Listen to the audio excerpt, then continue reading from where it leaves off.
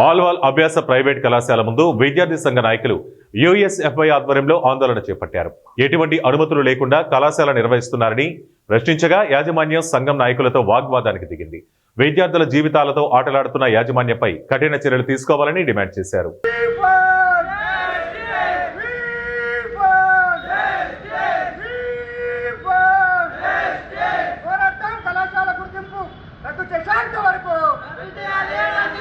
పేరు వెంకటేష్, యుఎస్ఎఫ్ఐ మేడ్చల్ మల్కాజ్ జిల్లా ప్రధాన కార్యదర్శి, అదేవిధంగా తెలంగాణ రాష్ట్ర ఉపాధ్యక్షుడిని. ఈరోజు మేడ్చల్ మల్కాజ్గిరి జిల్లా అల్వాల్ మండలంలోని శ్రీ అభ్యాస కళాశాల ఎలాంటి గుర్తింపు లేకుండా కూడా ఈరోజు తరగతులు నిర్వహిస్తూ ఉంది. ఎటువంటి బిల్డింగ్ పర్మిషన్ కానీ అదేవిధంగా అడ్మిషన్లు చేసుకోవడానికి కూడా ఎటువంటి పర్మిషన్ లేదు.